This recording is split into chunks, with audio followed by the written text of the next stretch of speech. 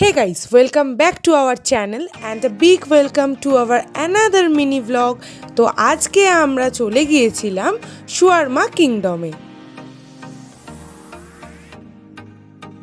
Rabindra Sadan metro স্টেশনের 1 নম্বর gate থেকে বেরিয়েই সোজা হাঁটতে হবে।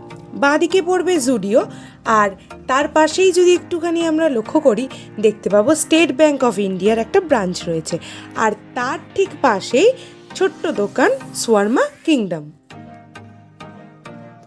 ঢুকেই ছোট্ট একটা বাঁদিকে কাউন্টার দেখতে পাবে, আর সেখানেই প্রথমে অর্ডার আর পেমেন্ট করে তারপর তোমরা সেখানে গিয়ে বসে খেতে পারবে। অর্ডার অ্যান্ড পেমেন্ট ডান হয়ে গেলে একদম কাউন্টারের পাশেই তোমরা দেখতে পাবে যে একটা লোহার সিঁড়ি আছে, সেই সিঁড়ি দিয়ে ওপরে উঠলেই শাওয়ারমা কিংডমের সিটিং এরিয়া। ছোট হলেও ছোটোর ওপরে খুব মিষ্টি ছিল সিটিং এরিয়াটা। মোটামুটি 15-20 জন বসতে পারবে, কিন্তু ওভারঅল দেখতে গেলে ছোটোর ওপরে সিটিং এরিয়াটা বেশ ভালোই ছিল। তো আমরা অর্ডার করেছিলাম একটা মেক্সিকান চিকেন শাওয়ারমা, যেটার প্রাইস ছিল 140 রুপিস।